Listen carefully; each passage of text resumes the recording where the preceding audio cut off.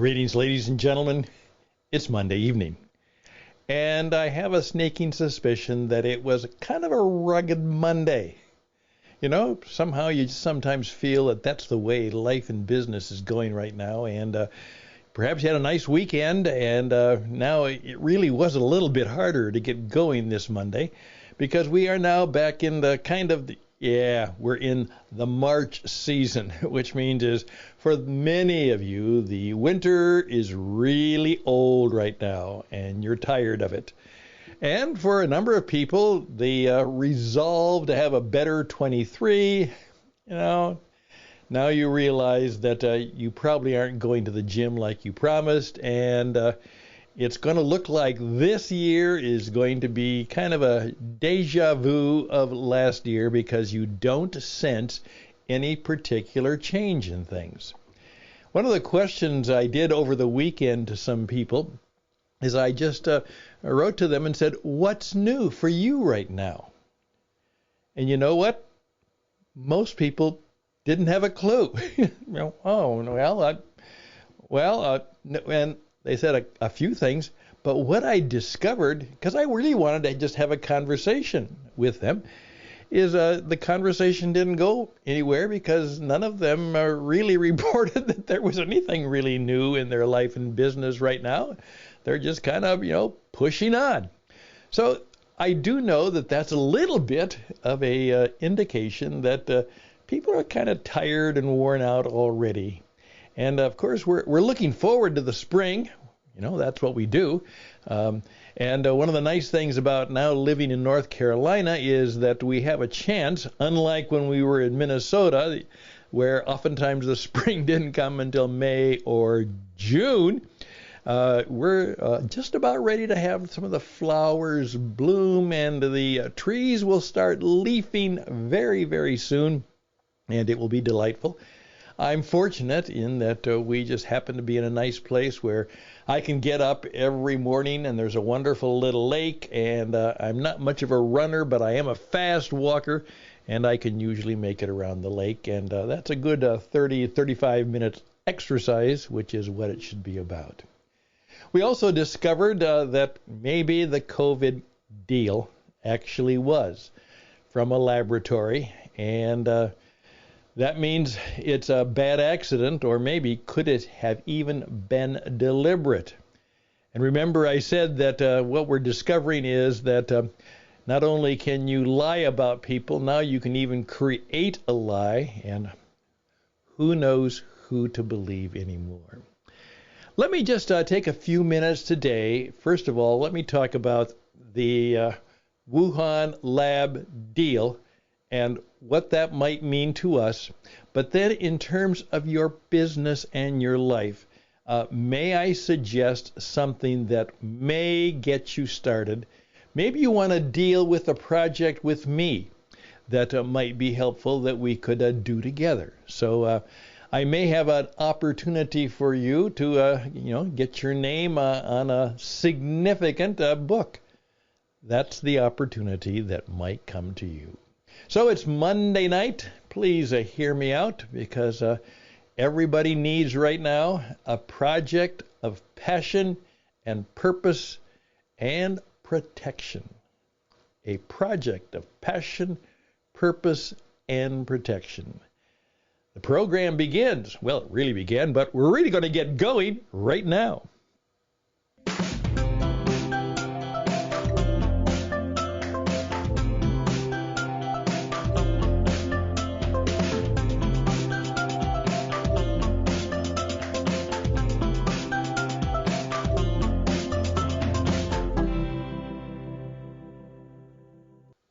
One of the significant problems right now as we come out of COVID is just simply the lack of energy and trust that is in the society we have. Here we had the train wreck, and now we're discovering that some of the things that were done there were very, very, very poorly ill-conceived in even the recovery efforts, and now we may have a major, major spill of poison all around that place. Then the word finally came out that someone raised their hand and said, when the COVID crisis first broke out, they said it could have been from a wet market, and then it could have been a natural thing. But there were a variety of people who said that there was in the city of Wuhan an actual laboratory that was doing this kind of virus enhancement testing work. And the suspicion was that one of two things. First of all, God help us, hope not, that somebody actually did this deliberately, and so that the millions and millions of people who've died were actually killed by somebody who deliberately spread a terrible disease. At worst, it was a careless accident that still had those terrible consequences, but maybe it wasn't intentional. No matter what, here's what did happen.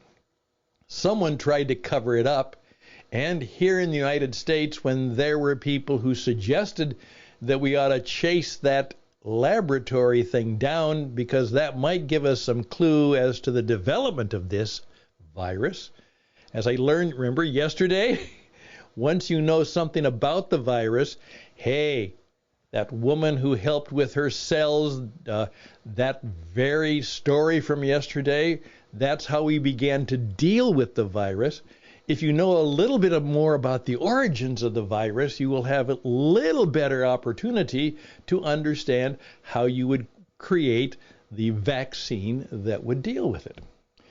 Well, a lot of people suggested that, and for who knows what reason, political, personal, relational, who knows, the people who suggested that were put down, they were canceled, even the government officials made fun of them. In fact, as it's pointed out, many of them were censored and canceled because they actually said, well, it might have been an accident or it might have been something not very good from that lab in Wuhan. And they were more than poo-pooed. They were put down, and in some cases, a number of them lost their positions for saying such a thing. Their right to speech was taken away from them. So, how do we begin to deal with those of us who know if you're going to do business, the ability to be trusted and to know that you can trust others? Without trust in a culture, in a society, in a marketplace, now you don't trust everybody, and you do the trust and verify, but if trust disappears, much of civilization that holds it together and much that will keep the marketplace going and growing disappears. I do a significant piece of work for a gentleman, and I do it with the belief, and because I've checked it out, that he will actually pay me for it.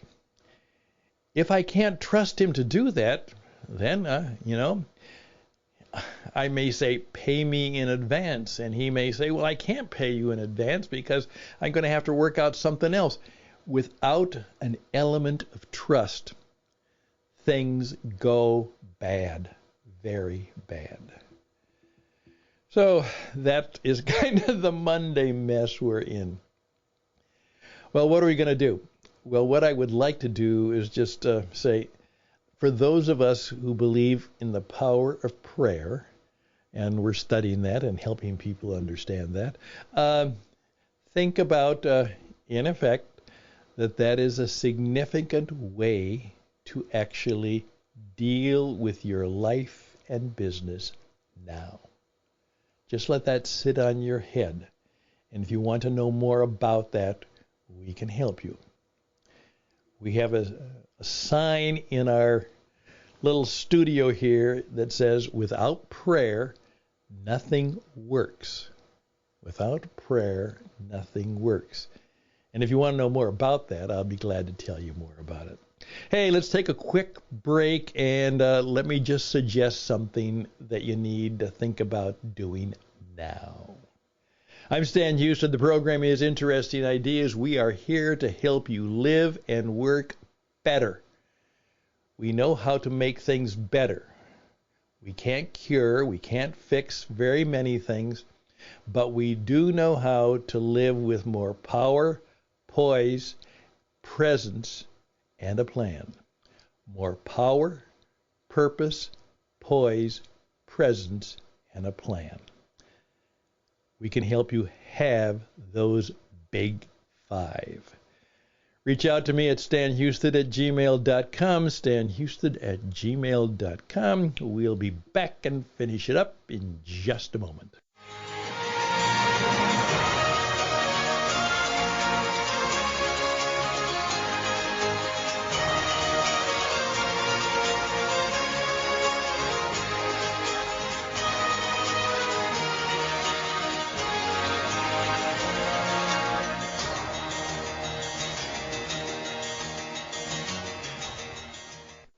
Well, part of the problem is, of course, what I call the T9 travesty.